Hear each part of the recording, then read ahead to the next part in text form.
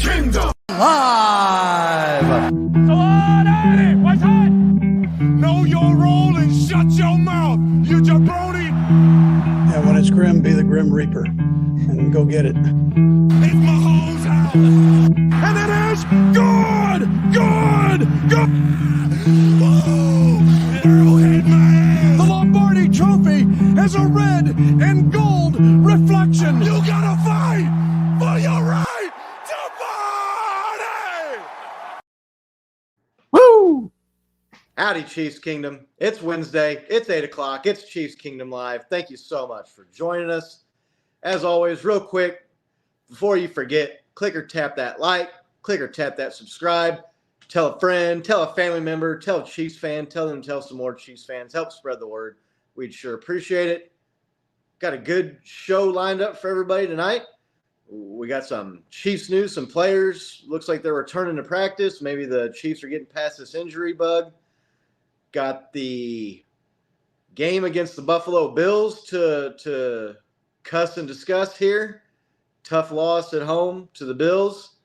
And we'll look ahead to the game this weekend against the New England Patriots that's been moved from Monday night to Sunday. And we'll talk about playoff picture, anything y'all want to talk about in the chat. As always, feel free, send us a question, throw up those comments. We'll do our best to get them up on the show as we go through it here. We're minus Bo this evening.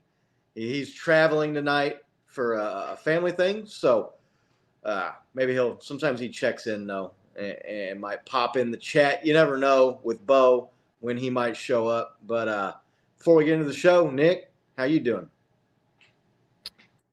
Not so good, man. I was online and I saw that Bill Doschwagens 4718 said that he lost respect for Patrick Mahomes, and I kind of base my entire life on what him and his 17 followers say. So, I mean, I just really haven't been able to recover from that. But I guess I'll persevere. How are you doing?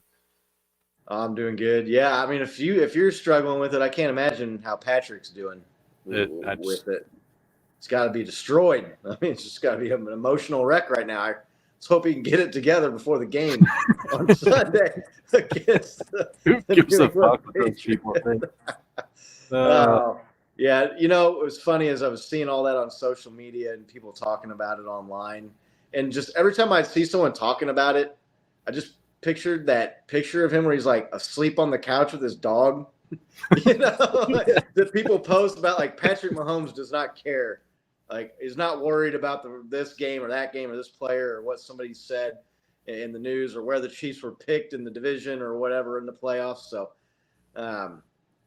yeah, I don't want to get too much into that. But to me, it's just the funniest part about the whole thing is it's a bunch of people who whine and cry about how bad the officiating is all the time, whining and crying about Patrick Mahomes supposedly whining and crying about how bad the officiating is. I mean, everybody gets to whine and cry and be pissed off about the shitty NFL referees except for the players and the coaches. If anything, they should be more pissed off than we are about it. So, again, don't want to get too wrapped up into that. But, yeah, old Bilbo Schwaggins, man, shots fired from Bill's Mafia there.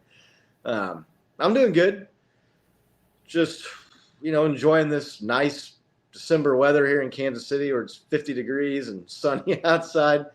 Take every bit of that we can get before the cold stuff gets here. So let's get into it here. Chiefs news. A couple players returning to practice this week. Drew Tranquill looks like he's back practicing after missing some time with the concussion. It's a big getting that guy back. He has been AAA, come to the rescue for the Chiefs multiple times, multiple games, making huge plays, especially with Nick Bolton kind of dealing with some injuries and missing some time here this season. So Drew Tranquill, Nick, he comes back. Jack Cochran, Jack Cochran's the third string middle linebacker on this team, so I don't want to come off as being too harsh or mean about Jack Cochran, but he's not looked very good when he's been in there. There's been some plays where the guy he's covering or going to tackle gets the ball and he almost looks like he's running away from him. I don't know if he's trying to get an angle or it was just weird looking on some of these plays where he's out there. So Nick Bolton limited in practice, but he's back. He played last week. Looked a little rusty in that first half, but looked like he kind of pulled it together there, got better. He laid the wood a couple of times though too. No, he did. Yeah, he definitely did. So, Drew Tranquil, Nick, how happy are you to see him coming back? It looks like. Oh well, I mean, I'm happy for a couple of reasons. You know, anytime somebody gets a concussion like that, gets basically knocked out on the field, you just hope that they're okay. You know, that can be a scary thing with some lasting effects. So that he's been able to clear the protocol is good news for him from a personal standpoint. But yeah, he has been solid, right? And you saw that when he went out and when Nick Bolton went out. No disrespect to anybody on the team, that they're professional athletes, but you know, they're not the starter for a reason, right? You know, and you know, that doesn't mean that they can't contribute, but sometimes you ask people to contribute at a level that's higher than their abilities, and you know, so they suffer for it. So thanks for stepping in. We appreciate that. You know, you get thrust into a role and you just do your best to figure it out. But definitely happy to have our stars back, right? I mean, Drew Tranquil has been he's been a guy on the field for us this year, and really happy to have him back. Him and Nick Bolton tandem on the field, alternating throughout the game is what we need to win some games down the stretch, make a run at this number 2 or number 1 seed potentially, right? I mean, the AFC is not looking like the 1 seed is totally gone, right? It's a low percentage deal, but I mean, it's still out there for us. So getting guys back and getting healthy right now is definitely where we want to be headed, as opposed to some of these other teams that are, you know, taking some lumps and losing some key players. So. Yeah. Looks like we got a bunch of people in the chat already. It looks like we got Chris. Good to see you, Chris. John C. Big Doug. Brenda. I think I saw our girl Maria in there. What's up, Maria? Good to see you. What's up, Maria? Appreciate you swinging by. Drew Tranquil, like I said, the guy's been AAA. He's come to the rescue, made a lot of big plays, helped cover time with Nick Bolton being out and missing some games here this year. So definitely glad to see him coming back. Yeah, concussions are scary. I don't – as someone who's been knocked completely unconscious a couple times, it's definitely a weird kind of scary feeling. Man, he took a bad shot to the head, too, that knee to the head. A.J. Dillon, man, his legs are like as big around my waist. That's not the guy you want kneeing you in the head. No, it's scary, man. Scary. Yeah, so good to see he's back, just not for the Chiefs, but like you said, for him and his health. Man's got a family and a life to live. So good to see he's come back. Another player returning to practice this week, Justyn Ross. Whoop, whoop. Not injury related. He had the off-field incident that looks like he's got settled with the legal system. So don't really know. I don't know what the facts of that case were. So he's getting it straightened out with the law and the powers that be there. So that's good enough for them. It's good enough for me. He returns to practice. We'll get into receivers here, I'm sure, when we talk about this Bills game. But that guy, I hate to say this because it's going to sound like over the top or maybe kind of like a hot take, but I feel like there's a chance the season could be hinging on Justyn Ross here. It's big to get that guy back. You said it here that you believe that Justyn Ross is going to be the NFL MVP this year? No, not quite. I think he'll get some votes, but I don't want to put words in your. At least for this team, if he can come back and just provide a legitimate threat outside of Rashee Rice and Travis Kelce, that could change the whole offense. That could free up things not only for those two guys, but for the run game and Isaiah Pacheco. Man, Justyn Ross, Nick, how excited are you that he's coming back? And do you think he's going to make a big impact? I don't think he's going to make a big impact like this week, but I think that by the end of the year, I think their plan all year was to do with him what they've done with Rashee Rice. I mean, everybody's like, why isn't Rice getting the snaps, right? Why isn't Rice getting the snaps? Well, now Rice is getting more snaps than the other wide receivers. And I think that was the plan with Justyn Ross. Unfortunately, had some things happen off field that took him off the field. glad the Chiefs didn't cut him. I respect the Chiefs in that they give people second chances, right? They don't just instantly jettison people because they have issues. They understand that. I think they understand that people have issues in life, and it's good that I think it's good, right? That shows character that they stand by people.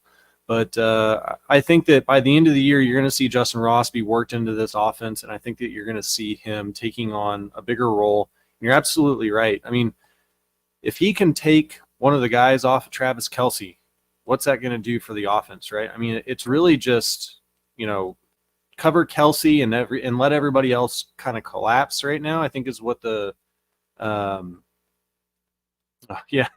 C, depending on a rookie. Well, I mean, we're depending a lot on Rashee Rice too. So Right. He's a super rookie. Yeah.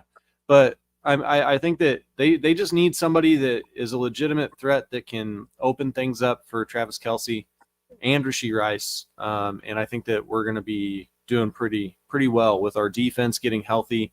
I mean, we've got L'Jarius Sneed is having a season, right? Yeah. And so if we can get to where we are increasing our red zone percentages by 10 to 20%, right? With Justyn Ross being a target in the end zone, maybe pulling some guys back. Mahomes scrambles for some touchdowns as opposed to us kicking some field goals. Like, that's the difference in us being, a 12-1 versus, an 8-5 team. So, right. Yeah. And John, I totally feel you. And it's a precarious situation to be kind of depending upon Justyn Ross, who's technically last year was his rookie season, right? But he didn't play. So I guess you could say he's really a rookie this year, or super rookie, or whatever you want to call it. But the ship has sailed on Sky Moore and MVS for me. Those guys aren't going to get it done. And so this team needs somebody. Where else are they going to go? Who else is available somewhere else? They're not going to bring somebody in off a practice squad at this point in the season. It wouldn't take way too long to learn the playbook, get a feel for the offense. We only got 4 weeks left. Nick, you said not this week, but by the end of the season. I mean, this is the last quarter of the season already. They can't sit around and wait to get this guy going. Put him in there and see what you got.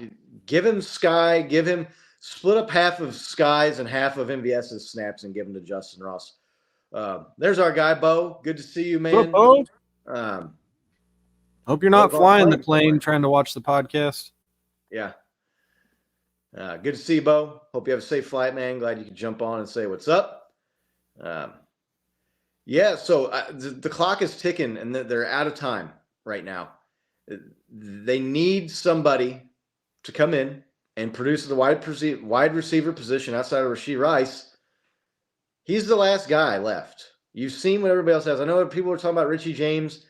Richie James had a big drop in that game last week. He had a nice punt return, but he's not out there getting a ton of reps. I just don't think he has the upside of a Justyn Ross. So get him in there, get his snaps, and see what the guy can do. I mean, it's go time, as they would say. Patrick Mahomes has kind of said that this week. It's go time now. We'll talk about the playoff picture here later, but now all of a sudden you got Denver nipping at your heels in the division. They need to get it in gear and get the offense straightened out. To me, I just feel like he's the last hope that they got to really crank this thing up another level or two from what they've done for the year. So I'm excited to see what the guy does. Whether Andy will do that or not, I don't know. Sometimes the team can be stubborn with these people and pass the torch, right? Changing of the guard. They're reluctant to do that. Yeah. But, Hefe, good to see you. Appreciate you for swinging by. We're here for kicking and chewing. Yeah. Right. We are out of bubble gum. It's time to kick some ass. And it's trying to remind everybody in the AFC who the Chiefs are and who the best quarterback is and who the best head coach is. And that's Patrick Mahomes and Andy Reid. So guess that just kind of gets us into this game against the Bills. Chiefs lose at home 20-17 to the Buffalo Bills. Third straight regular season loss at home to that team. Although they've been able to avenge 2 of those losses, right, with return to favor in the playoffs against the Bills in the AFC Championship game a couple of years ago, and then beating them in the divisional round 2 seasons ago in one of the greatest games of all time. Nick, you were at the game in person. I was. Just nothing too detailed. We'll kind of break down the plays and the controversies and whatnot, but just overall feeling, being there, watching the game, your thoughts. Not as many Bills fans as you've seen in previous games. I guess we were at playoff games last couple times we saw them play, so that kind of makes sense. But yeah, I mean the crowd felt good. It was cold, but not super cold. I mean it was a really good football afternoon. I mean the offense came out and they were driving the ball and they kind of did what they have been doing a lot this year, and they had like a turnover and got yards with no points, and really just kind of struggled from there out on offense for the rest of the first half, man. So it was kind of like coming out flat, right? And they just kind of seemed disjointed. But I mean overall it was a good vibe. I mean, anytime you go to a game at Arrowhead, it's badass. I mean, I appreciate that. You gifted me and the missus the tickets, so we went and we drove out there with Bo and race car, and we had a good time, man. It was a lot of fun, dude. So yeah, it's always a little bit more fun when the home team comes in the winner, but you can't win them all. All the wins and all the winning and all the playoff games that we've sat there and I've gone and watched them win, they're going to lose a game or two here. It's third home loss this year, though, which I guarantee you Patrick Mahomes and the boys are not happy about. That is not good enough for them, I can guarantee. Watching that game to me was just – I was happy the Chiefs got the ball to start. I'm going to be honest with you. These last few weeks, they've won the coin toss and deferred and kicked the ball away, and the other team just had a long, sustained drive that got points, and then the offense was kind of cold, you felt, coming in, and then they go a quick 3-and-out or get a quick stop or turnover, then the other team gets the ball back, another long drive, and we've gotten down, what is that, 2 or 3 weeks in a row now, where they just got in that 14-0 hole. So I was happy that the Chiefs got the ball to start the game. Like you said, they're moving the ball, looking good, and then didn't look so good. But they fought back, and the defense got together in the second half and played really, really good football.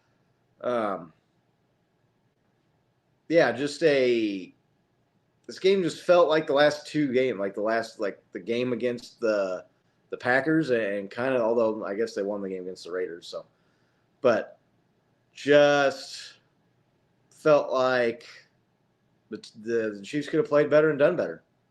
Yeah, it's exactly right. I mean, they just feel there's some times where you just get beat, and then there's games where you feel like you lost because you didn't perform at a high level, right? Like you beat yourself. And the Chiefs seem like they continually beat themselves in these games. I mean, it's really frustrating to watch as a fan. I'm sure it's frustrating for the players. Obviously, you saw some of that frustration boil over, I think, at the end of the game, directed towards officiating and getting a penalty call that hadn't been called against the team in about 25 years.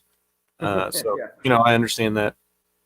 But, yeah, it's just, I mean, Mahomes' interception, Rice's fumble, right? I mean, it looked like we had another play where MVS and Mahomes weren't on the same page. I mean, it's just a kind of a grab bag of players not doing the things that win you football games and doing the things that lose you football games, right? Not being able to jump on a fumble that we can argue probably wasn't a catch, right? But got upheld because of how they called it on the field. I mean, there's just like a lot of little things in that game that contributed. And when you add them all up, I mean, they add up to a lot more than 3 points, which is what they lost by. So, right. Look, as frustrating as it is, though, to me, it's like also encouraging, right? Because it's like we were saying with like the third string guy coming on, like his ceiling's never going to be where a Nick Bolton or Drew Tranquill is, right?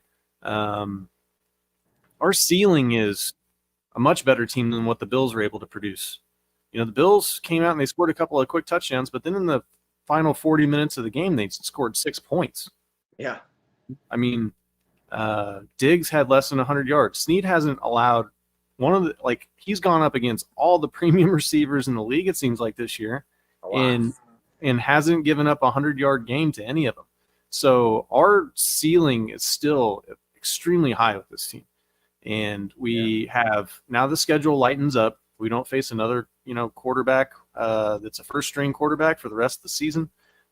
So there's a lot of positive things that come out of this game, but the game itself is incredibly frustrating. So, yeah, Kevin, good to see you. Thanks for joining us. Thanks for swinging by. I was thinking that same exact thing. I thought that same thing. I was like, there's no way they'd call that a catch and a fumble if the Chiefs would have recovered it. Fall on the ball, man. Try and pick it up and try to make the big play. Just fall on the ball. It's right there in front of you. But, yeah, you were just talking about L'Jarius Sneed and the receivers he's gone up against. Justin Jefferson, Tyreek Hill, Devontae Adams. I mean, these guys, he is just Garrett Wilson, the guy that plays for the Jets. A lot of top-notch premier wide receivers, Stephon Diggs, in the NFL, and has locked them down. So, yeah, 100%. Yeah. Because like you said, I really liked how the Chiefs fought back. They showed toughness, getting down 14, nothing like that. Chiefs Twitter or Chiefs X, social media, whatever you want to call it, was, blowout incoming. I'm turning the game off. Well, this is over. And they didn't. They took a couple of punches from the Bills. That Patrick Mahomes interception, I just feel like maybe the pendulum has swung back a little bit on those plays for Patrick Mahomes and the Chiefs. How many times have you seen a ball get tipped up and float in the air forever the last 3 or 4 or 5 seasons, and it just hung there and came down and there was nobody around to catch it? Sure, yeah. Or the ball just got over the defender's fingertips to get to the receiver. Or, and now it's like every single pass that gets tipped or batted up in the air, there's someone there to pick it off, an interception. I guess he could have floated that pass a little bit more. There's some people saying that the way the rush came through, he should have just thrown it in the dirt at his feet. But Patrick Mahomes has made that pass way more times than he hasn't. So just one of those things where I feel like the Chiefs' luck has just kind of like shifted back the other way. Every bounce of the ball, every tip pass that went up in the air that didn't get intercepted is getting intercepted now.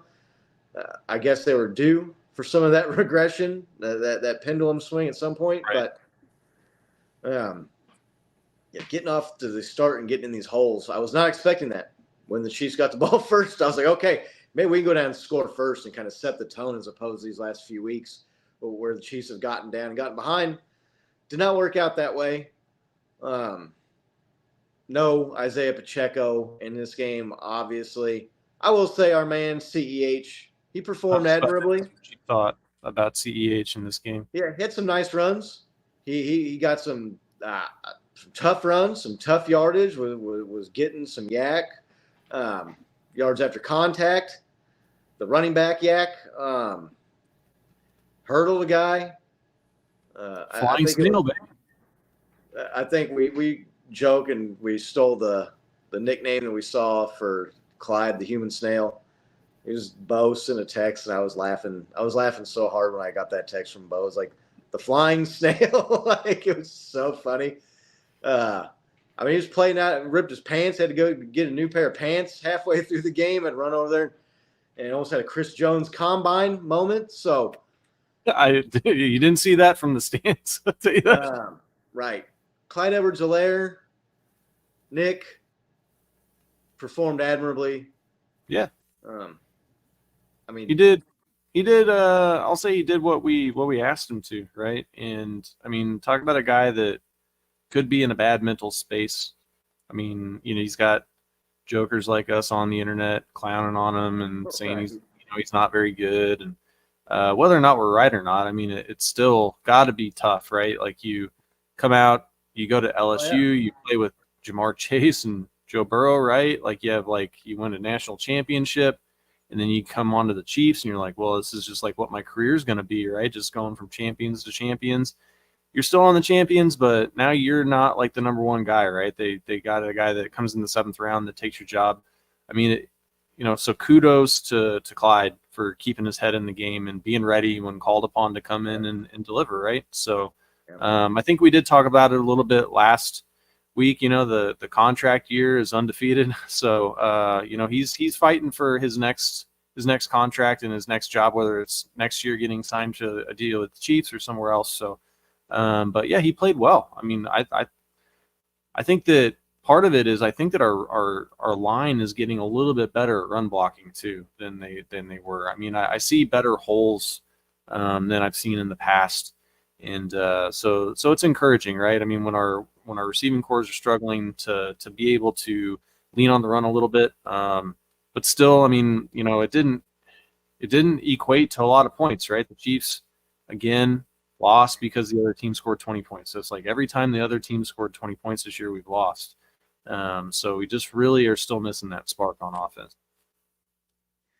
Yeah. So I just wanted to give Clyde some credit there. When you slam on the guy for not playing well and you're as hard as him as we've been on him and as a lot of people have been on the guy, when he comes in and plays well and fills in, does a nice job for the team, got to give him his credit. Got to give the praise as well as the hate or whatever you want to call it. So, yeah, good performance for that guy. Jerick McKinnon was back. They were running the ball fairly effectively. Got to a point though where they were down 14-0 or down. There was like, well, it was just kind of like, man, you ain't gonna like run your way back into this game. It didn't feel like so. That Jerick, dude, what do you think of that Jerick McKinnon touchdown? That was a nice play. When they handed the ball to him, I was like, he's got nowhere to go. I mean, it was on our side of the field, Yeah, he made a nice veteran move, was patient, kind of slipped around and waited for a block to kind of develop it and found his spot and then hit the hole hard and got in there. I apologize to the folks who were asking us if they should play Jerick McKinnon or Clyde Edwards-Helaire in fantasy. And I told them Clyde, non-PPR league. And, of course, Jerick McKinnon gets in there and gets the touchdown. So, but I think both those guys actually ended up coming out pretty close to the same as far as fantasy points go. But Chiefs fight back. Rashee Rice makes some nice plays, scores a touchdown, makes a nice play. Second half of that game was almost like polar opposite, of the first half. A lot of action and scoring. And then the second half was like a slugfest for the defenses where it's kind of out there dishing it out and playing well. The defense, we just talked about L'Jarius Sneed. They were pressuring Josh Allen. They weren't getting sacks. Josh Allen's a hard guy to get down, but they got pressure on him in the second half. And they were making things uncomfortable for him, and they had him out scrambling, running. And he ran out of bounds a lot on a good number of plays there. They actually did get a few sacks on him as well. The pass rush, a bad interception. Yeah, forced him into a bad interception. George Karlaftis, I want to say, got a sack on him there in the second half. Chiefs pass rush, that's kind of been almost as reliable as the secondary has been. Could you see there a lot, like at the game watching it, could you just tell the pressure the defensive line was putting on them in the second half? Yeah, definitely. I mean, after the first couple of touchdown drives, Josh Allen, he just didn't look comfortable, right? It looked like he was under duress, and they were really trying to force it. They had some designed runs. One of them worked, but a lot of them didn't. And so, kudos to them. I mean, this is a team that can put up points in the 30s. I think that they're a top scoring offense. Kind of a head scratcher as to why they haven't won more games this year. It's like they've been finding and inventing ways to lose, like that Broncos game. They just like have 12 guys on the field and the guy misses the field goal, and then they get to re-kick and they make it and they lose. But yeah, the defensive line they came to play. They knew the task, and the defense as a whole, right, held them to 20 points. despite the offense really not, possessing the ball a whole lot. They were put in some pretty difficult spots, even there at the end, right? I don't know what the Bills were thinking at that last offensive series that they had, where it's outside the 2-minute warning and they threw 2 incomplete passes, and so literally burned 2 plays and still didn't burn the 10 seconds or 12 seconds before the 2-minute warning. But the defense was forcing them into those situations, right? So held there, kept it to a field goal. You would have liked to see him keep them to no points, but in that situation, holding that team to a field goal, we haven't done that in the past. We haven't had a defense that would do that in the past with this team in the fourth quarter. That's why we needed the 13-second comeback. So kudos to them. And yeah, they're definitely a unit to contend with. I've almost been here thinking these last few weeks, it's like, be careful what you wish for. We've been sitting here wishing Patrick Mahomes would have a top 5, top 10 defense for once in his career. And it's almost like it's come at the expense of the ability to score points.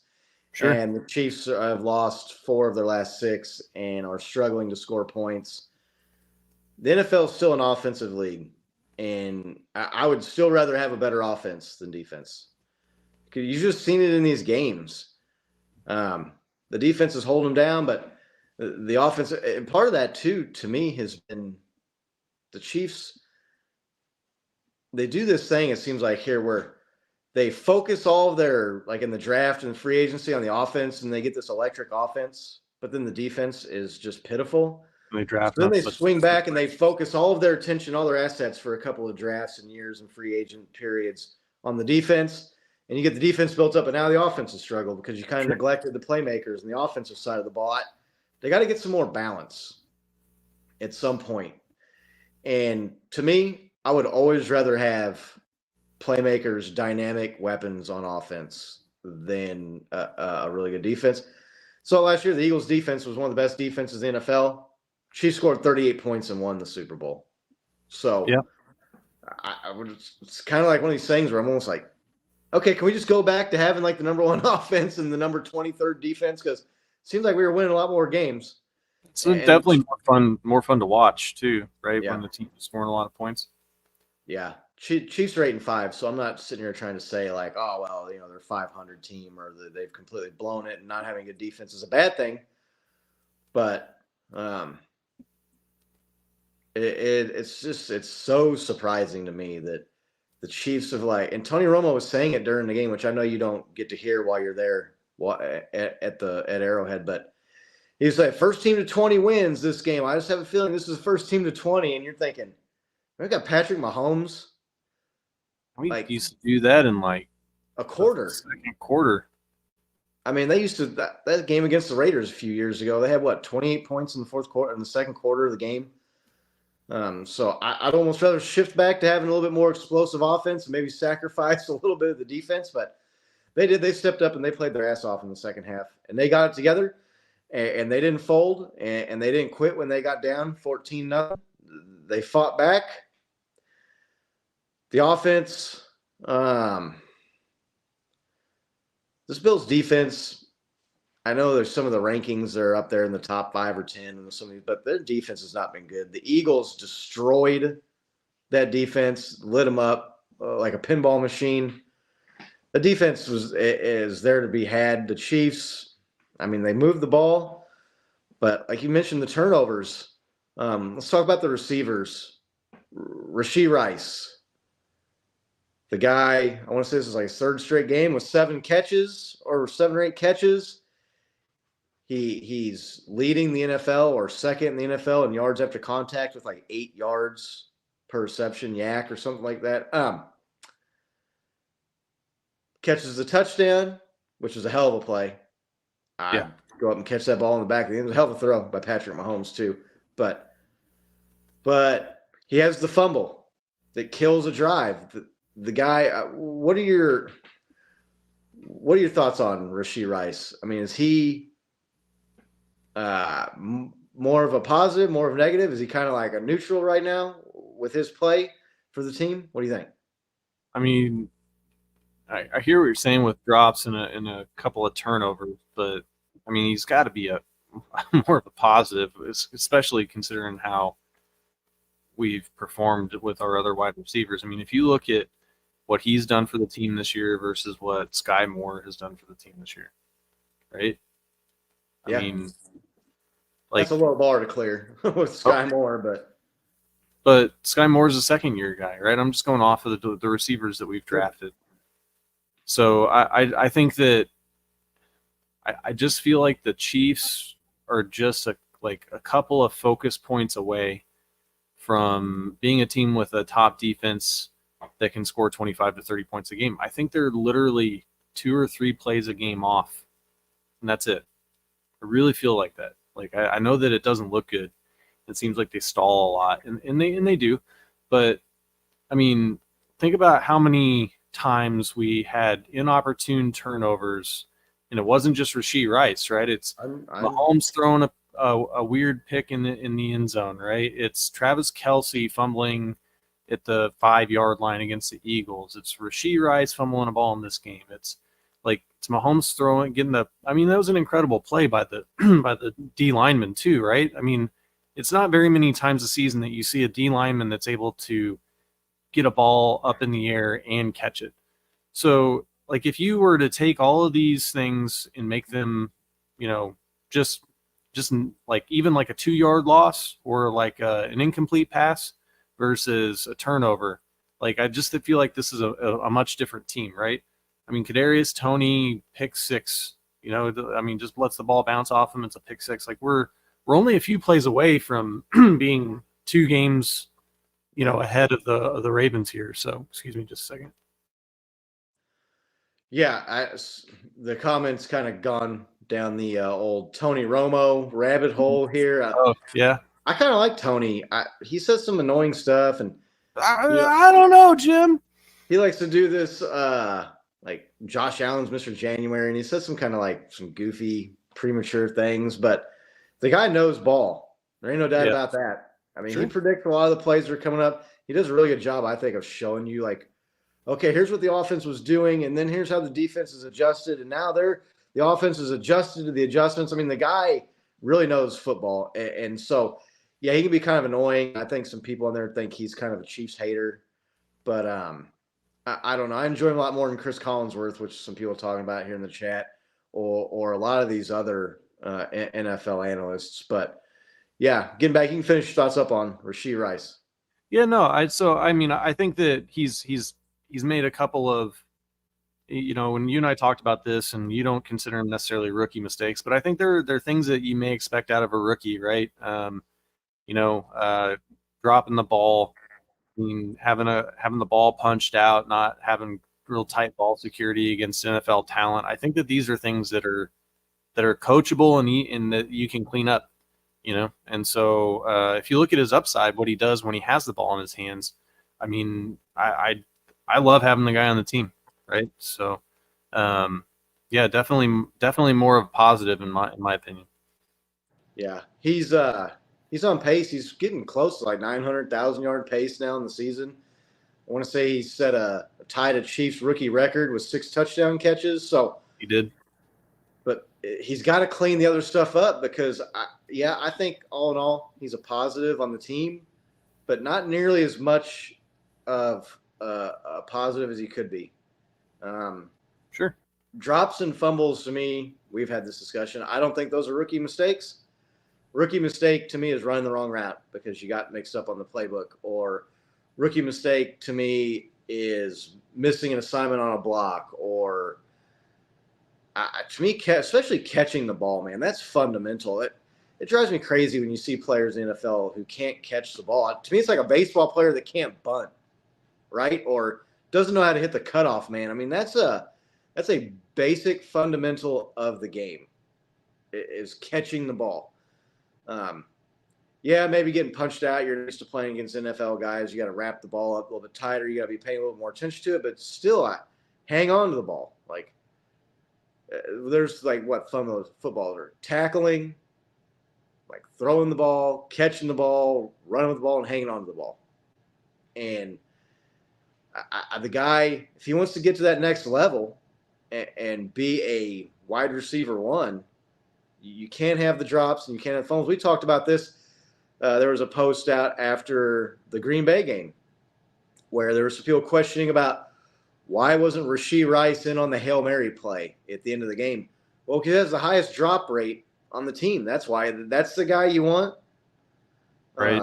That's not going to get you on the hands team. That's not going to get you on the Hail Mary team.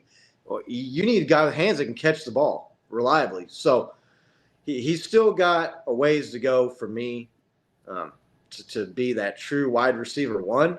Not saying he can't get there, but it is a little bit more concerning to me because, like I said, I don't necessarily think some of the things that he's doing are rookie mistakes. Maybe he gets it cleaned up. There's been plenty of people that, were able to overcome drops. Tony Gonzalez comes to mind, some other players. The other thing, too, that you hear with these receivers, though, is like, I don't hear the stories about guys hitting the jugs machines, burning the jugs machines up after practice and staying late and catching an extra 500 passes after every practice. You know what I'm saying? I just don't. Yeah. MVS and Sky Moore and Rashee Rice and Richie James, these guys should be burning up those jugs machines. Do you think? Well, I don't know. What do you think it's or? I mean, Big Doug seems to think it's the enemy. Some of the enemy's hard ass tactics going away. I mean, he was definitely a disciplinarian, but look, Matt Nagy, he was the offensive coordinator and Alex Smith, and we had explosive, badass offenses. Chiefs had a younger Travis Kelce at that point, obviously. Had young Tyreek Hill in one of those seasons, I want to say. I think Nagy was still here for that season. But they had Jeremy Maclin. They had some legit guys at wide receiver for Nagy. So I don't blame as much of it on him. To me, like catching the ball, I just don't. To me, that's not discipline. That's just like, can you catch the ball or not? I don't know. You got guys not focusing on catching the ball. You got guys lining up off sides. There's a clip that was out where the wide receivers were Mahomes was having to redirect them. They're on the wrong sides of the field. Yeah, that's a rookie mistake to me, being on the wrong side of the field. That's definitely a rookie error. I don't know. I don't know. Look, we're on the outside, and we think we know what the problem is, right? But you don't know. I mean, I've been a manager before. I mean, I've done literally everything that you can with people. I've coached them, given them new procedures, watched them like a hawk, right? I mean, written them up, and sometimes people just still don't do the shit that you tell them to do. I don't know. It's difficult, right? And I think that's when you get rid of those people. Yeah, for sure. Yeah, definitely get them out there for 80% of the snaps.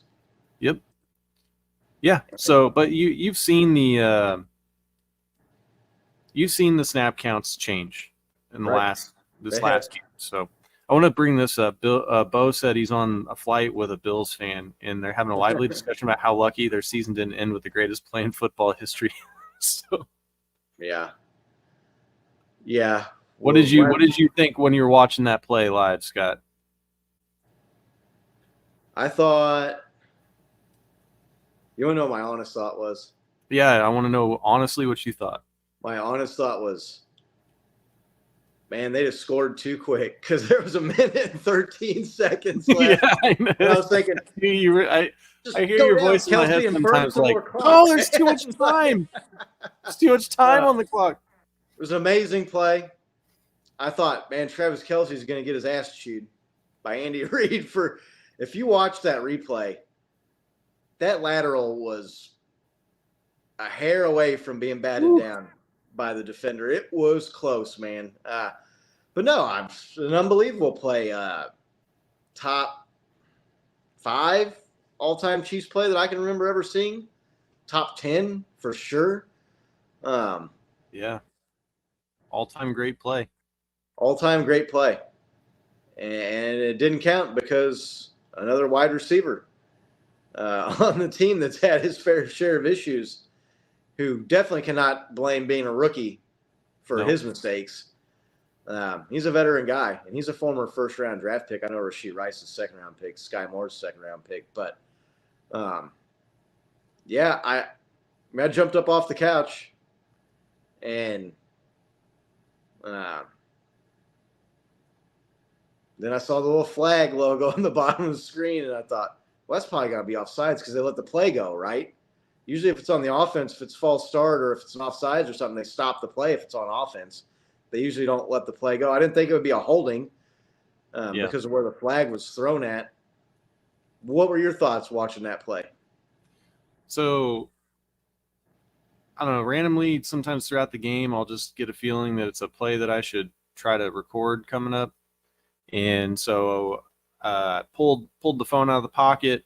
I had gloves. They had the little deals on where you can, try to use your phone through it. They work kind of.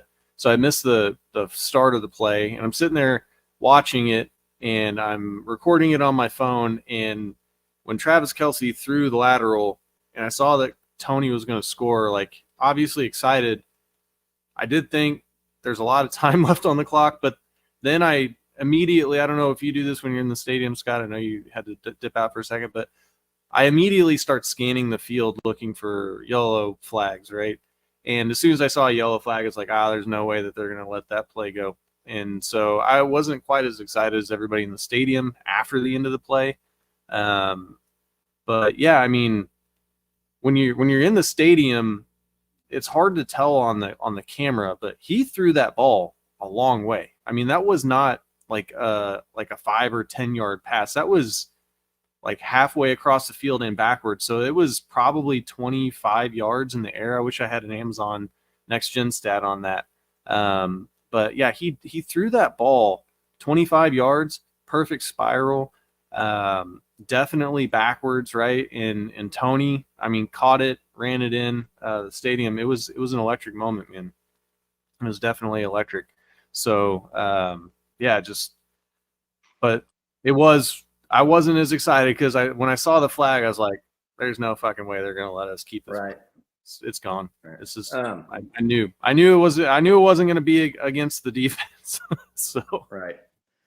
When I saw Travis lateral it, you could tell when he was getting ready to throw it. I was thinking, oh, "Fuck, he's not going to catch the ball." Like, yeah, but he caught it. Yeah, Bo was at the game as well, so. The offsides. A lot's been made of the offsides call. A lot has been discussed with the Chiefs and kind of being on the wrong end of some bad calls or some no calls here the last handful of weeks.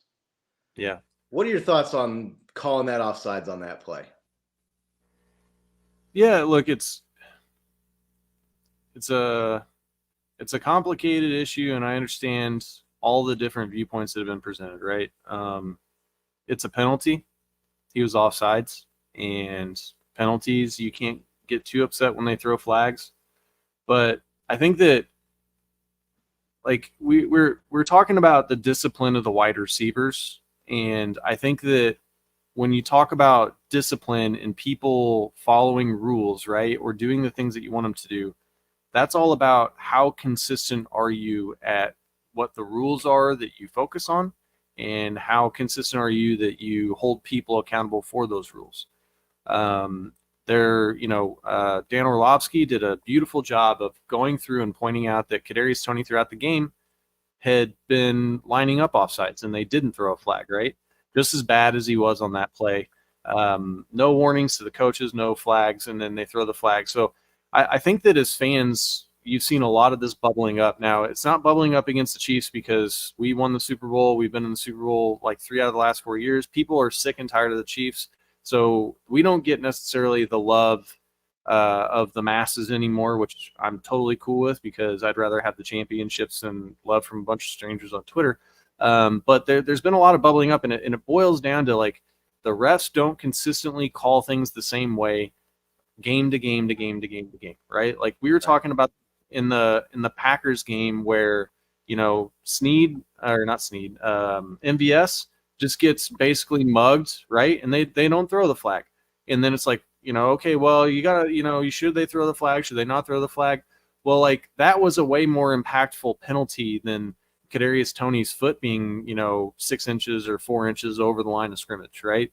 So So I think that really what we all want is just consistency and knowing what to expect from the refs, and we don't have that right now. Now, my thought on that is somewhat different than where a lot of other people have gone, and I blame this on the NFL's refusal to utilize technology to help these referees take some of these calls away from what they need to focus on, right? Like if you read the NFL rulebook, man, there's so many things that they have to look at on every single play.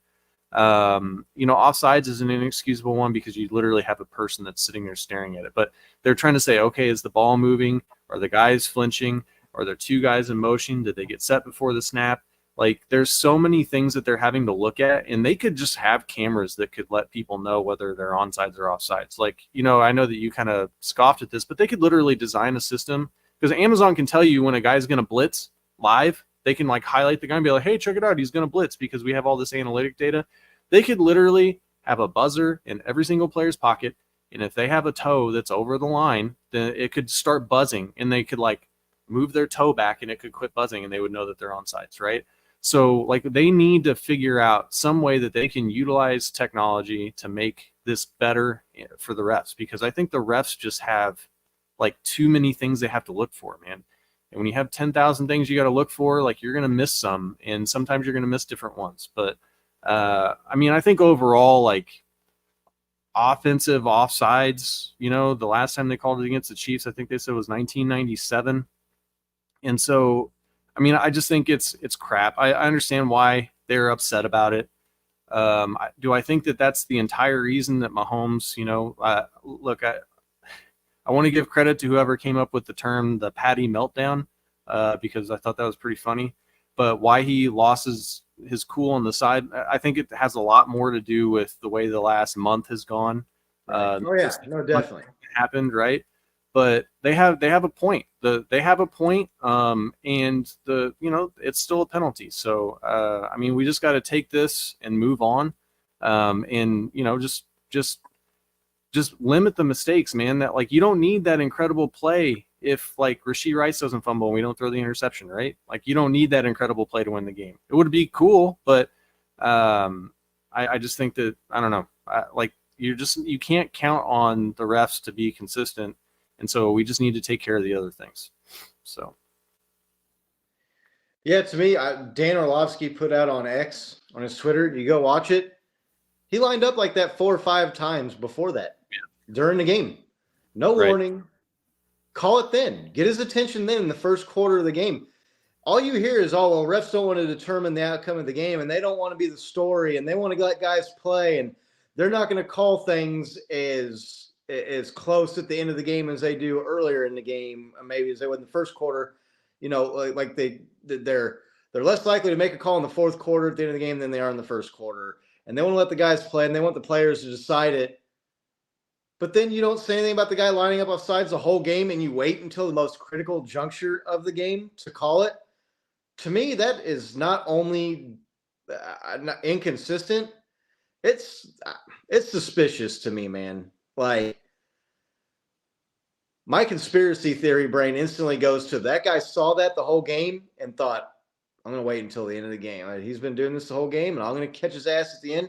Look, this is the referee and the crew that got embarrassed by the Arrowhead Stadium fans by Chiefs Kingdom last year in the Raiders game, where they were chanting, refs, you suck.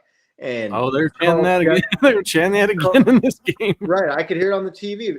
Carl Cheffers was sitting there, there's no penalty for a block in the back. His voice was cracking because he realized he made a terrible call, and the crowd was just here we go. Listen. There's no foul on the play for block in the back. Timeout. Yeah, see? There's no foul on the play. Oh, sorry. No, it's fine. But so I get to the point where I start thinking, listen, I get sometimes you don't call defensive holding because you're on the left side of the receiver, and the guy was holding onto his jersey on his right side. You just didn't see it. There's a hold going on, but there's other players in between the referee and the guy that's doing the holding penalty, that's holding the defensive lineman. So they don't see it and they don't call it. I will give them the benefit of the doubt. You didn't see the guy's second foot. It was close to coming inbounds, out of bounds. you're watching to make sure he's got both hands on the ball control. Then you're looking down, trying to see if both toes freaking tap dance to the sideline and you missed the one toe was inbounds instead of outbounds. And so you called it a catch when it wasn't. I get all that. But you're never convinced me that they didn't notice that Tony had lined up offside 3 or 4 or 5 times in that game before. Yeah, especially if it's a point of emphasis, like they said, right? Right. A point of emphasis that people quickly went and pointed out about 15 different instances from earlier games that week. And we heard Jawan Taylor's lining up, off the line of scrimmage was a point of emphasis too. Right. But right. I can't remember who it was, Deontay Johnson or George Pickens. They showed him and the game, their game earlier in the week where the dude's lined up further offsides than Tony was. And then the following game, Monday Night Football, the game, the Dolphins and the Titans, Jalen Waddle, first quarter, lined up offsides, lined up in the neutral zone, exact same play. And Chiefs Kingdom memes had a pretty funny meme about it where they said, okay, so I figured it out. If your left foot is on the line of scrimmage, it's a penalty. And because it had Tony's left foot was on the line. It was like, but if your right foot's on the line of scrimmage in the neutral zone, it's not a penalty. I thought that was pretty good. It goes to more than just that. I mean, you go back to last week, tackling MVS, not calling pass interference, shoving Kelsey out of the way on the Hail Mary, making no attempt at all to play the ball. I'm not expecting you to throw a pass interference flag on every Hail Mary because you got a scrum. You have a crowd of people jumping up, trying to get to the ball to catch it or knock it down. But when you have a guy just blatantly shove the dude from behind to the ground or out of the way, at least call like illegal contact or something, right? And give him another Hail Mary. It's a penalty. And why don't they call that? Oh, well, they don't want to determine the outcome of the game, especially at the end of the game. It's a Hail Mary. You have all these instances where you hear that they don't want to be the story and they don't want to determine the game. They want the players to decide the game on the field. Yeah. And then you call one of the weakest fucking penalties you can call in the most critical juncture of one of the biggest games of the year. What? I don't ever want to hear any of that BS about let them play at the end of the game ever again because you chose not to. You could even go back to the Bills drive, right? I mean, the Bills field goal drive, they called defensive holding on the Chiefs that gave them a first down. And then they didn't call offensive pass interference on Stephon Diggs when he's holding L'Jarius Sneed in the end zone.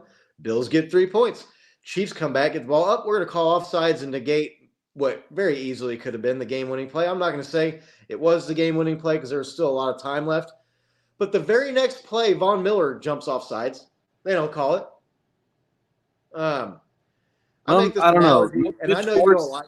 And I know you don't like. Schwartz, he said that he showed that where the ball was and where Von Miller was. If he was offsides, it wasn't, or neutral zone, it wasn't by much. But the ball's not on the line of scrimmage, though.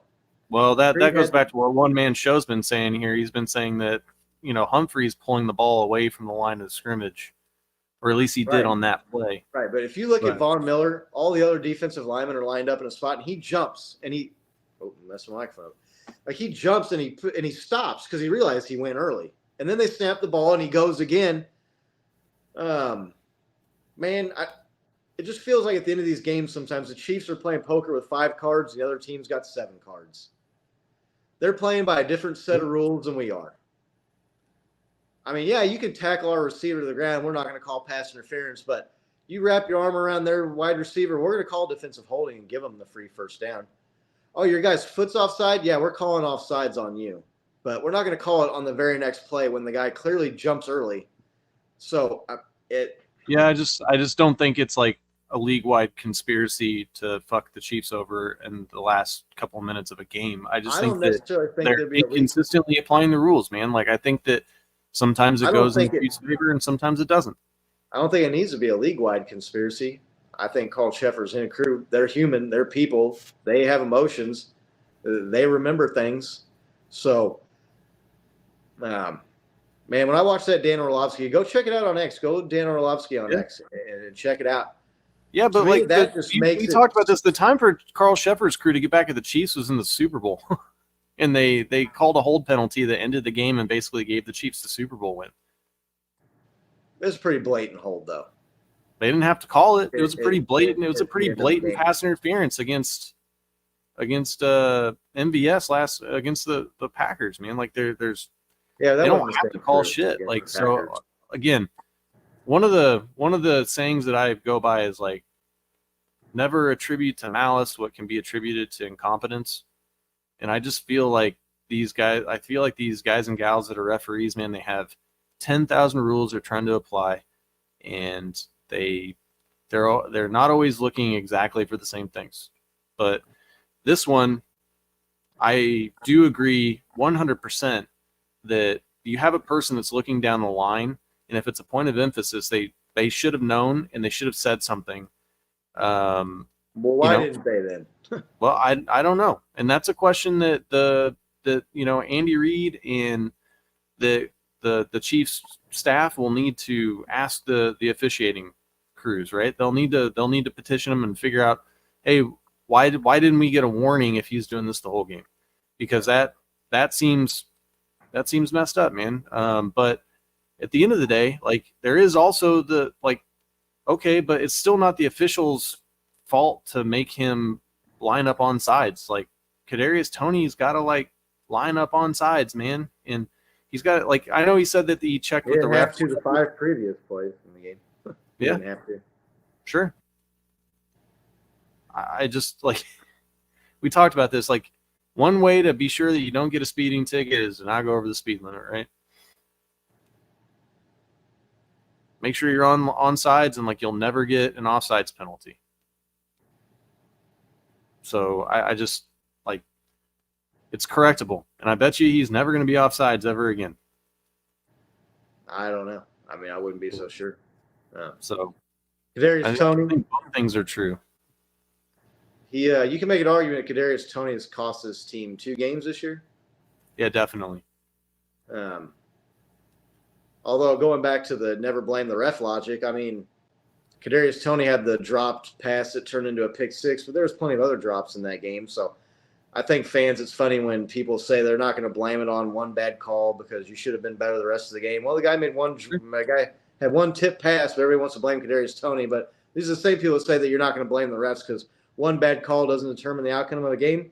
Well, one dropped pass doesn't determine the outcome of a game then. So I think that follows. He definitely had two bad plays that contributed heavily to a loss, right? If he wasn't the sole reason they lost. I wouldn't say that he was the absolute one player that caused them to lose, but I mean, he definitely didn't make the plays that would help them win, right? So yeah. We did this last week with Sky Moore. Brenda. Brenda's like, I don't know, Nick. They'll just make some shit up. They'll just make up. They made up that penalty against Creed Humphrey in the Green Bay game at the goal line. He's had 2 phantom holding calls at the goal line. I mean, the dude's in the discussion as an all-pro center, and now all of a sudden he's getting holding calls. Anyway, Kadarius Toney. Yeah. Came into the year, everybody was projecting him to be the wide receiver 1 on this team. Former first-round pick, had the huge return in the Super Bowl, caught the touchdown pass in the Super Bowl that, let's be honest, anybody in this chat and you and I would have caught that touchdown that Patrick Mahomes threw to him. The guy was wide open. Do we my man JT's in the house. Good to see you, JT. Appreciate you swinging by, bro. Hope everything's been good with you. Kadarius Toney.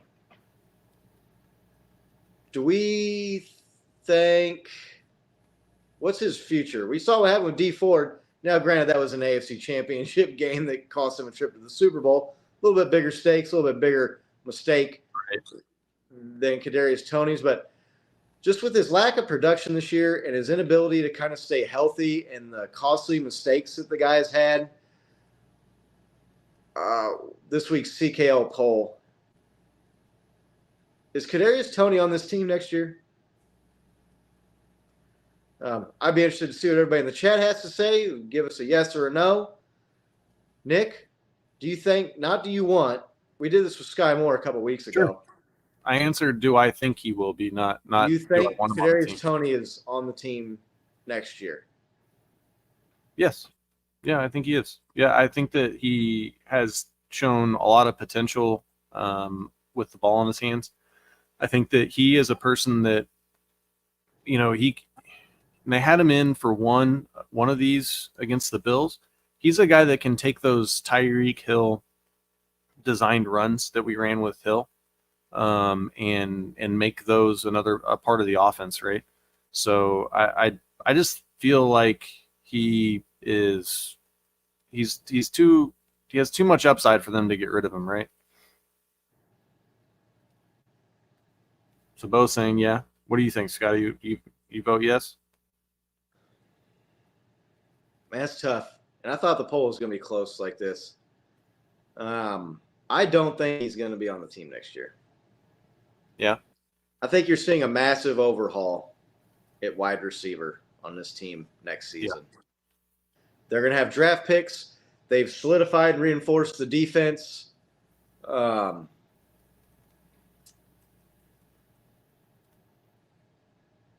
think you're going to see some of this cap space that they're going to have next year, and some of these draft picks go to wide receiver.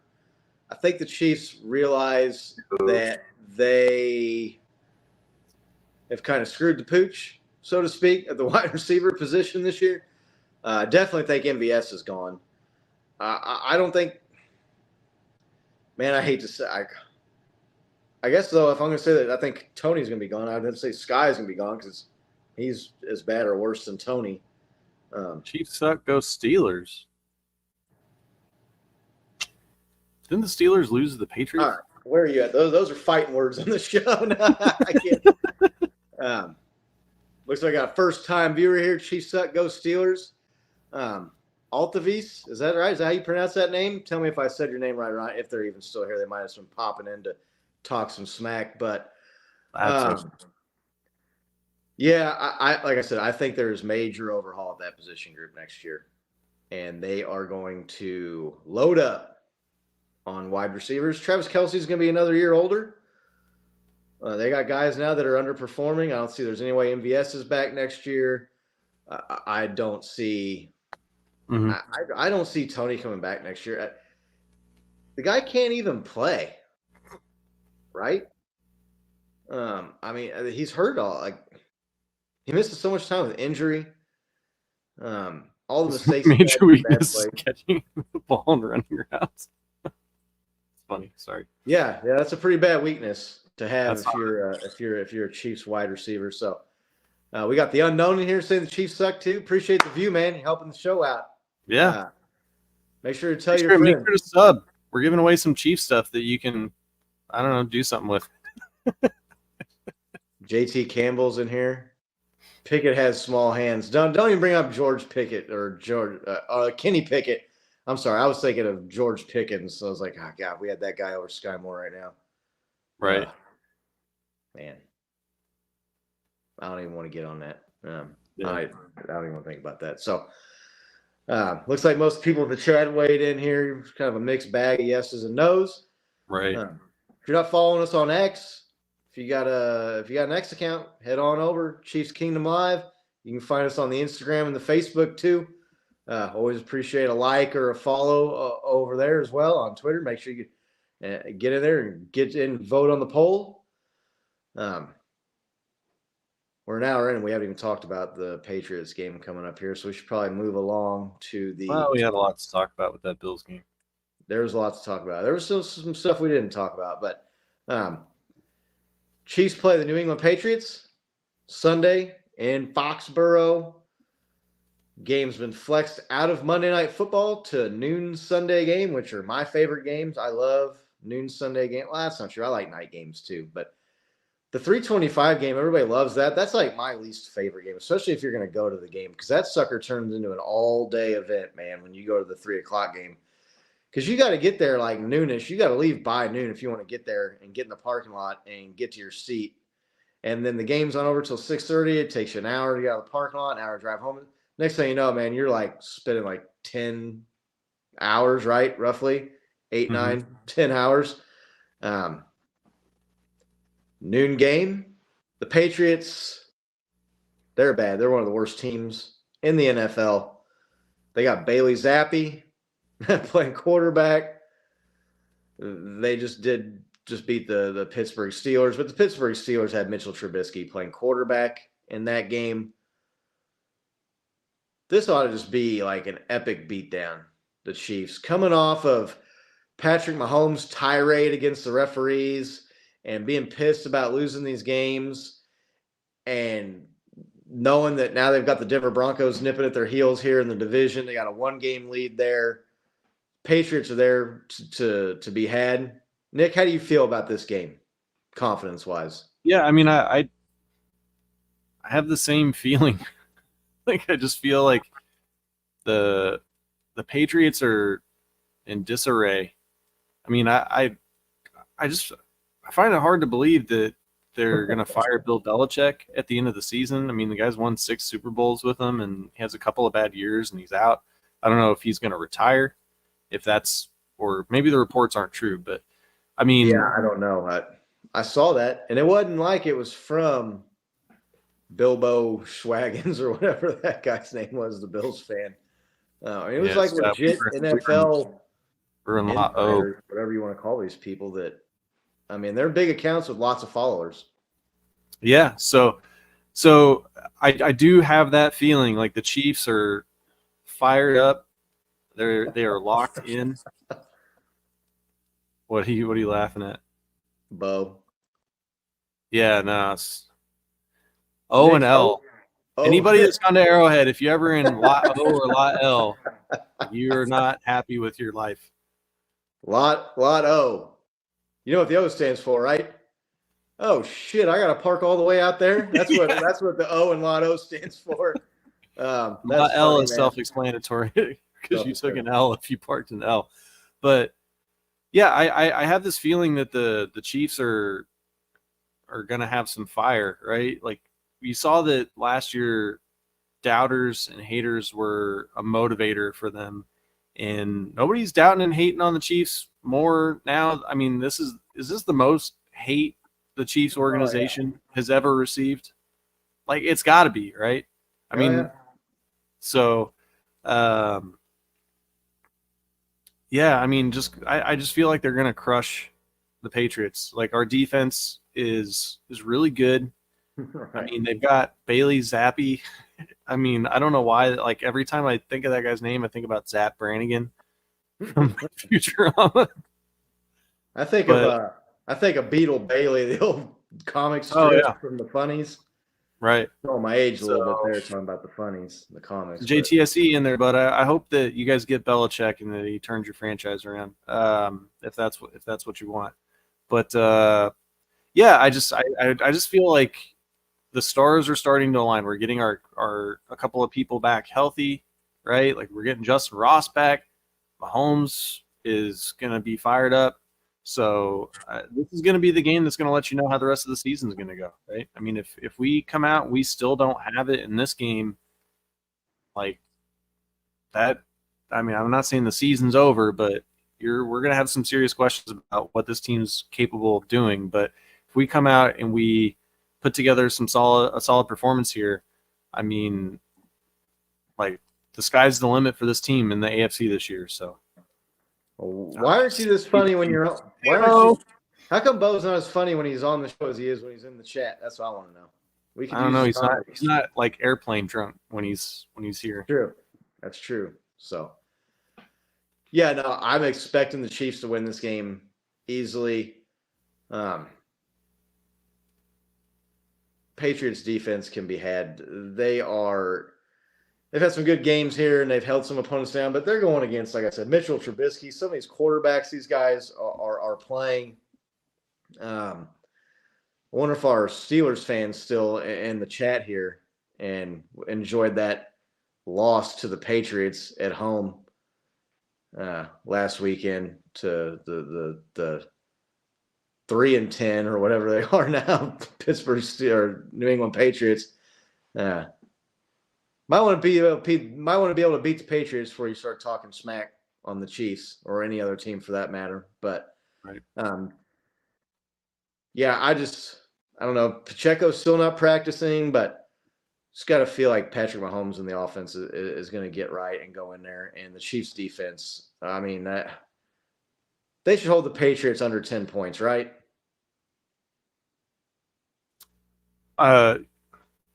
You'd like to think so. I mean, 10 to 14 points. So I'm gonna be upset if they score 14 points with that offense and that quarterback. They got nobody on offense. Can you name one offensive player from that? Their running back, their starting wide receivers. Yeah, Juju Smith-Schuster. He hasn't been playing hardly at all. I know, but hurt. he's one of their guys. They're bad on offense, man. They are terrible. They got shut out by the Cowboys, right? Is that right? Cowboys shut them out a couple weeks ago. There's no excuse for the Chiefs to give up more than 9 or 10 points in this game. I'm going to be very disappointed. The only thing that I'll say is that, I mean, I don't think that we're a team that's overly concerned with shutting people out. So you'll see these teams that put up a touchdown late on us if we have a big lead, because we're just trying to run out the clock, right? I don't think that Andy Reid is necessarily going to be trying to embarrass Bill Belichick, by running up scores and stuff. I mean, so that I would, I could see that the Patriots get like a late touchdown or something that, they've got 7 points for the whole game and we're up 21, and then they get a late touchdown to make it 14. So, yeah. I mean, really, outside of the Chiefs having like 5 turnovers or something in this game, I don't see really any way they lose to the Patriots. They've got so much on the line. Like I said, Patrick Mahomes, the guy never loses 2 in a row. Oh, Chris, you think he's good, right? Yeah, that's what we're looking forward to. So we're gonna get to the playoff picture here in a minute. I know our man JT was wanting to know what seed we thought the Chiefs were going to get here. So, let's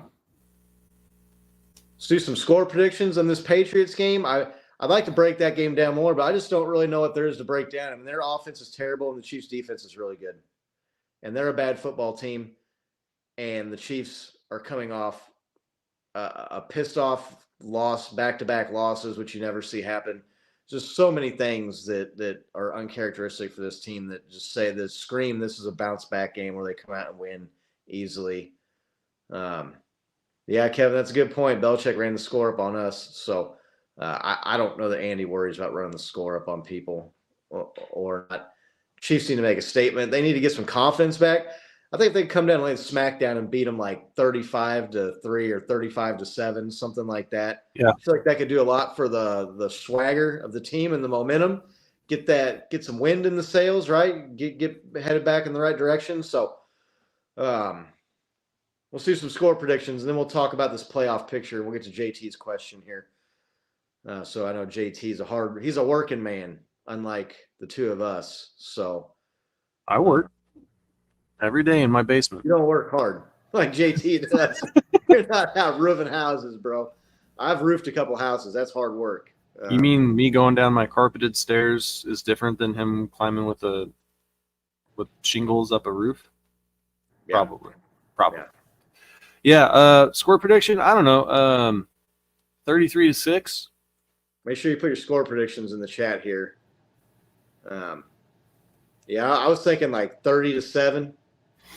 Okay. Let's go. I'm going 30-7. We got Chris going 24-10. That's a good score. Yeah. I like that. I'm picking the Chiefs to score 30 points. When was the last time they scored 30 points against the Bears? No, against the Raiders. That's right. They did score 31-17, I think. Yeah, 31-17. That's right. So,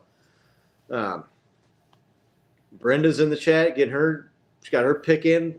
31-13. Mahomes. 31-13. I like that. I like that as well. What was the score in Andrew Luck's last NFL game? John C's in here. 30-13. He's Price is writing. Brenda. 22-11. Oh shit! Bo's calling a 50 burger. Bo. Going with the burger.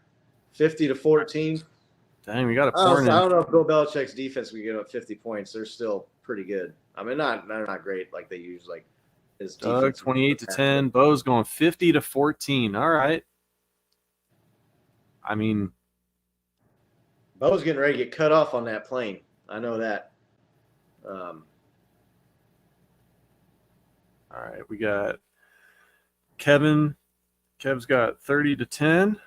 Yeah, Kevin's in the same boat as me here, pretty close at 30-7, 30-10 range. Nice, easy win. And Laney, 32-10. Okay. I mean, I'll take any of these scores as long as we win. Right. So, Um, who do you have? Who's going to be your player of the game, Scott? Who do you think is going to step up and have a big game?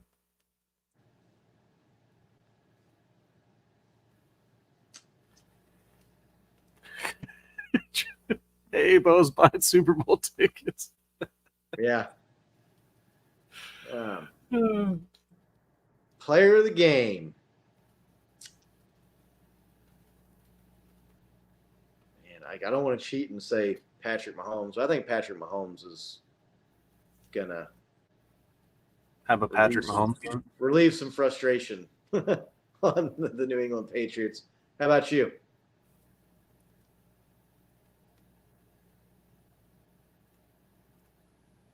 All right, man. I'm gonna go Andy Reid style. I'm going back to KT.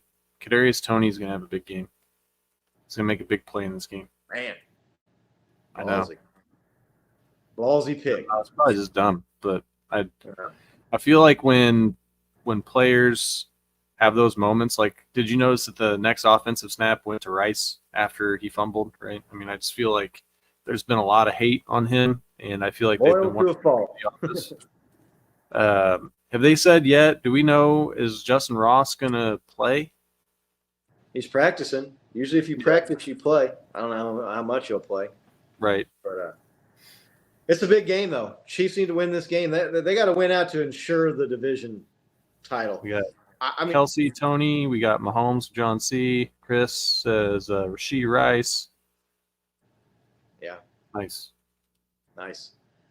It's a big game. Chiefs need to win. They need to win out to not only to have a shot at this 1 or a 2 seed or something like that, but I don't think Denver's going to win out. So I think they probably got a couple game cushion even for the division.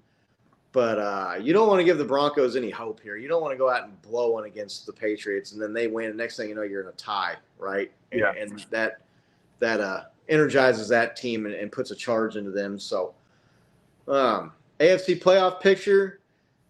I saw something the other day. There was a stat like 22 of the 32 teams or 24 of the 32 teams are still in playoff contention, which is the most teams to be alive this late in the season. And it was a crazy amount of years that it had been. So, yeah, John, Denver does play Detroit, so that helps us out there. We could get win this week, and the Broncos lose. You have a 2-game lead with 3 games to go. That would pretty much wrap Just it. Lost to the Bears though, didn't they? Yeah, why? That's a division rival though, and the Bears are feisty sometimes. When Justin Fields is on, man, like that team, they're not as a pushover. So, talking about playoff seeding here, our man JT's got a question. Sorry it took us a minute to get to you here, man. Hopefully you're still watching. The Dolphins go out and promptly lose to the Titans.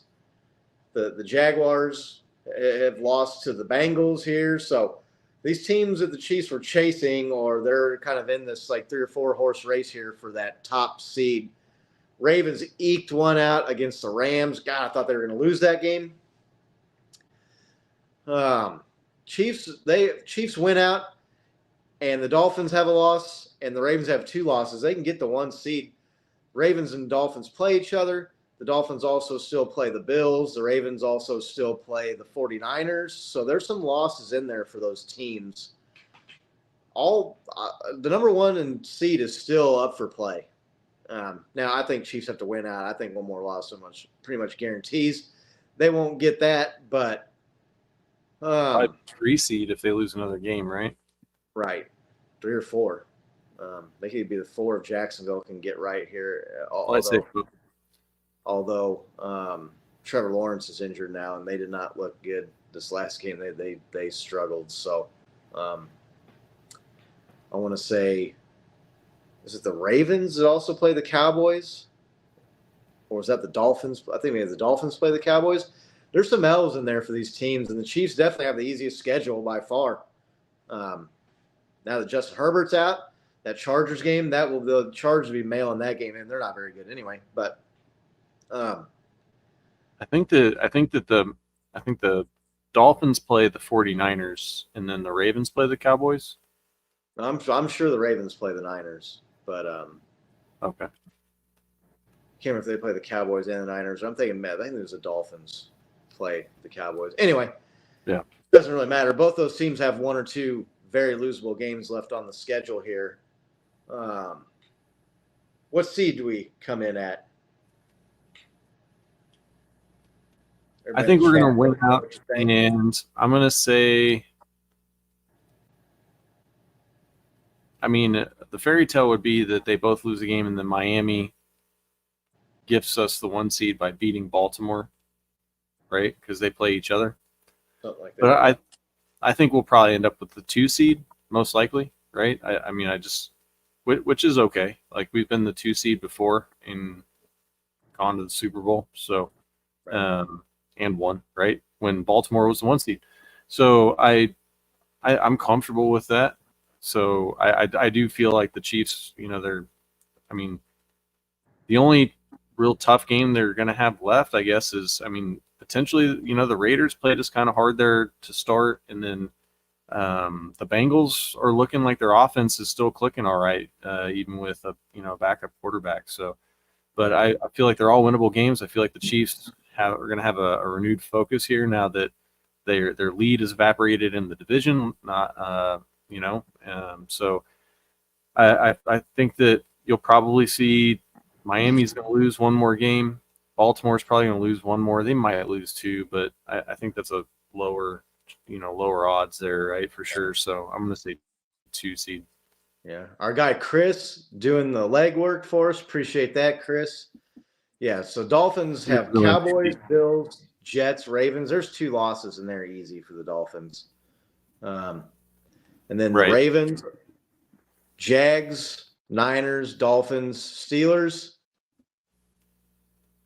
I think there's probably 1 loss. I don't know. There might be. They could lose to the Dolphins. They almost lost at home to the Rams. So Yep. I think they lose Depends, to the like, is Tyreek 49ers. going to be healthy?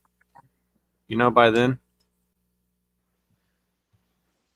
I hope he's healthy. I hope he's healthy this week because I got fantasy football playoffs starting this week, so I need the cheetah, man. But he's definitely not going to be 100% this week. But Not looking like it. And I've got a week. I got a bye week in that league, the big league that I've got him in. So I want to win that league back to back. So yeah, but anyway, no one cares about my fantasy football team other than me. So I think the Ravens got a loss there, maybe 2. I don't know. The Jags could beat them. The Jags are they're like schizophrenic, man. They look really, really good for a couple games, and then they go out and just lay an egg and get whipped. stink it up. Stink it up. Trevor Lawrence, who knows what's going on with that ankle? Our man John C. is saying, both could lose 2 or 3 of those. I don't know that the Ravens would lose 3 easily, but I could see them losing 2 of those. And I could see the Dolphins definitely losing 2. So I'm not going to give up hope on the one, man. I think Patrick Mahomes gets it done. I think he's the. I think we're going to, yeah. I think they do it. I think they do it. Chiefs need to worry about beating the Bengals at home with Jake Browning. Although Jake Browning, which is funny, a lot of these Bengals fans talking smack on social media and online. Look what happens. Everybody talk about the Chiefs. They've losing all. They're coming back to the Bengals, and we got our backup. And we're playing. Like, yeah, that's just kind of going to show you maybe Joe Burrow really ain't all that special. If Jake Browning can come in and they don't miss a beat. Maybe it's the team and the players and the receivers around Joe Burrow more than it's Joe Burrow. So, like 1 in a million, Chris. Not probably better than 1 in a million. I don't know. What was it that I saw? God, they had the playoff percentage seed by seed. And I think the Chiefs had like a 16% chance at the 1 seed at this point. So that's still not bad. I mean, 20% is 1 in 5. I mean, you wouldn't play Russian roulette, right? I mean, that's 1 out of 5 chance. So Yeah. Uh, 1 out of 16% is pretty close to 1 out of 6, right? yeah. So yeah, I think there's a good chance that they get it still. Chiefs have the easiest schedule by far of these teams that are ahead of them, the Dolphins and the Ravens. So I'm going to say they still get it done.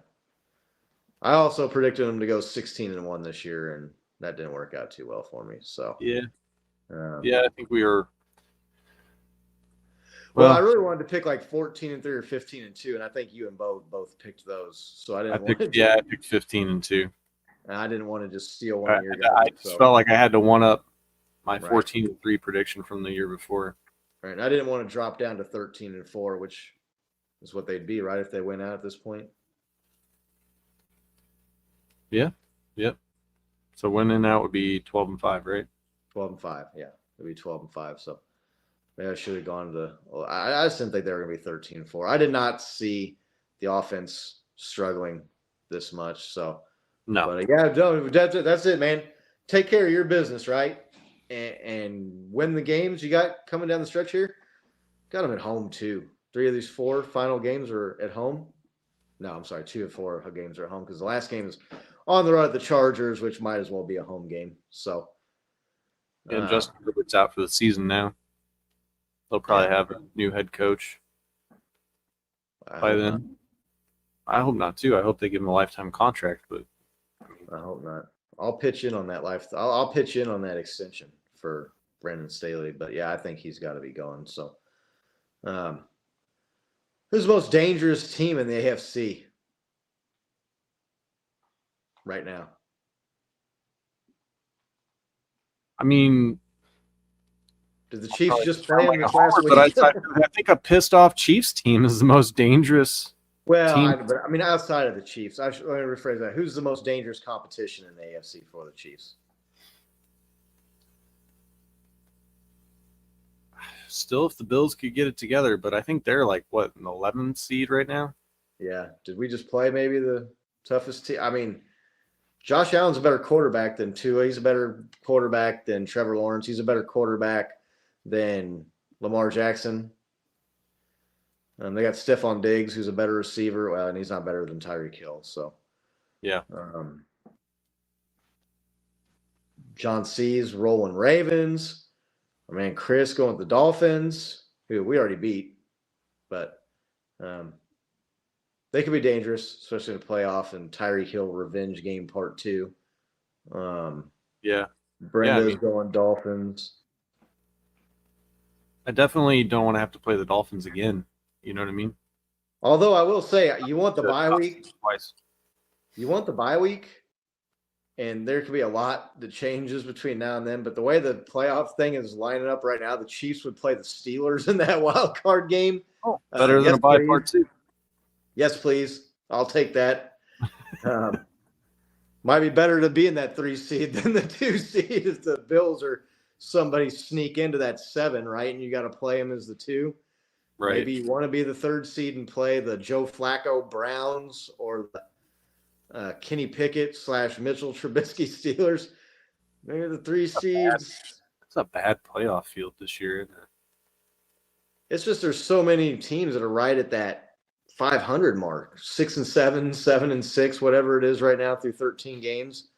So, yeah, we'll see what happens. But big game Sunday. Win that one, and then the Broncos, like I just said, lose to the Lions, and you got a 2-game lead with 3 to go. You pretty much wrap up the division at that point. So, there's anything else anybody wants to talk about? Anybody else got any questions? I'll give you guys a minute to throw some questions in the chat if you want. You got your Christmas shopping done, Scotty? Well, I got you and Stephanie done. Yep. That's about it. Yeah, well, I don't know. Do the tickets even count as a gift if we lost. Yes. Yes, they did. Yeah, no, they were expensive. Yeah, no, they weren't cheap, but it's all good. It's money already spent, so. And I had I a got good to day. see the greatest I had an on-play awesome day show hanging out history. with. I had an awesome day hanging out with the girls and watching football and Yeah, doing for sure. stuff with them. So we had a good time. It was fun. All right, well, I guess nobody's got any questions in the chat. We can wrap it up.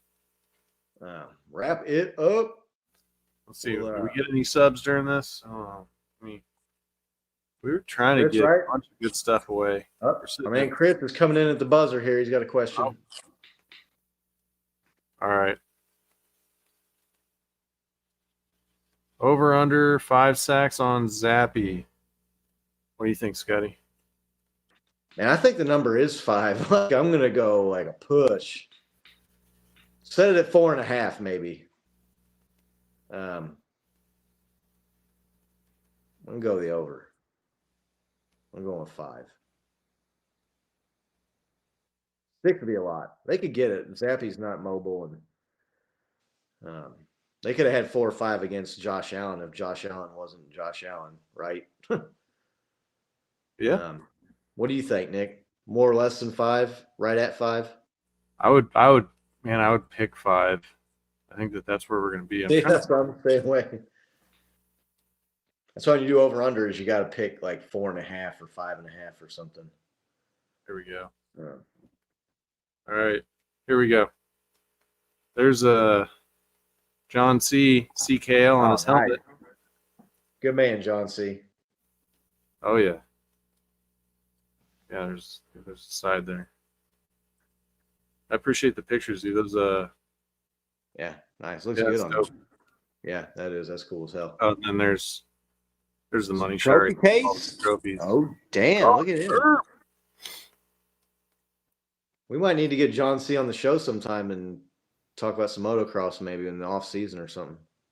Yeah, you can school me up. I know absolutely nothing about motocross. Yeah, I don't know much about it other than it's badass. Like, yeah. Update on Pacheco. Look, all I know is he's still not practicing because of shoulder. And they called it a contusion. So you know that. I mean, you know that that's not just a normal bruise, right? If it's kept that guy. I mean, he played in the Super Bowl. He needed 2 surgeries after it, so it's got to be a bad deal on his shoulder. So, I mean, I'm guessing he's probably not going to play again this week. They probably don't feel like they need him against the Patriots, but yeah, John. You know, we grew up in New Mexico. There's a lot of dirt bikes out there. We just didn't have one, right? And it's just not something we got into. But yes, right. I mean, I wrote friends of ours. People we had that dirt sport. bikes, wrote some, but not a lot. I don't know that a lot of people appreciate probably the athleticism you got to have to be able to muscle that motorcycle around. Right. Yeah. It's not like getting in your car and driving to work, you know, or like, it's a ton of work, man, and a lot of strength, forearm strength, and not only that, just balls. Takes a lot of balls to race motorcycles, even if it is a motorcycle, even if it is a motocross on a dirt track. Still, a lot of people get freaking Moriarty. There you go. Moriarty, yeah. Been there, so. All right, man. Well, we can dip out. Yep. It's been good seeing everybody. Thanks for jumping in the chat. It's good to see all our friends here. We're getting close to the giveaway. So if you're not subbed, which I'm pretty sure probably everybody watching by now is subbed, make sure you are subscribed. Make sure you email us just a screenshot or something showing that you're subscribed to the Gmail account. Or you can DM us, send it to us at Chiefs Kingdom Live on X, or go to the Instagram or Facebook page, send it over there to Bo. Happy holidays to you, Chris. Appreciate you swinging by. Doing the home stretch here, right? I mean, this is the last 4 games.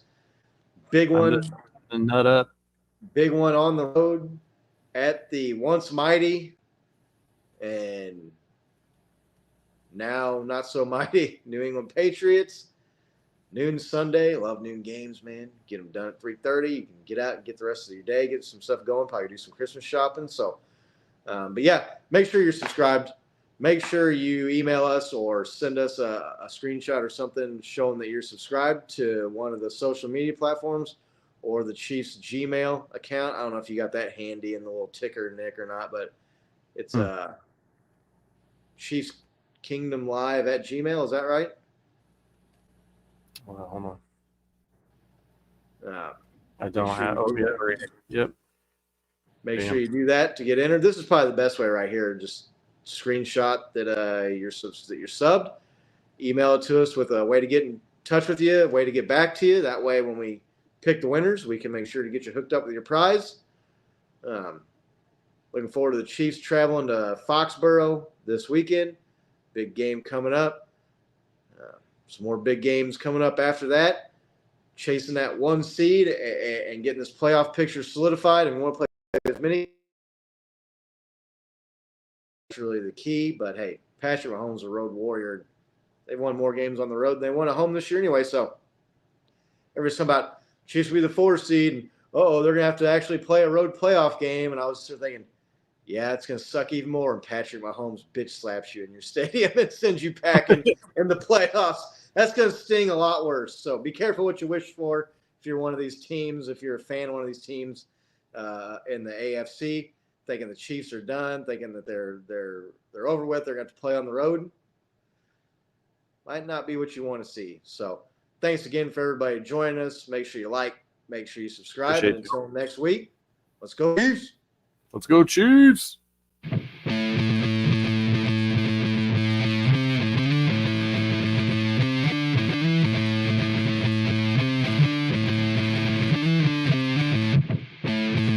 Good luck!